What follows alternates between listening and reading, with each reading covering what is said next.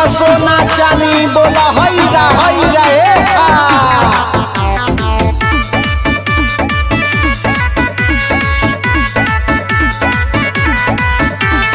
जीजा के साली में हक होला आधा हो हक होला आधा तनके में कहेलू हो गइल ज्यादा बोला हैरा हैरा ए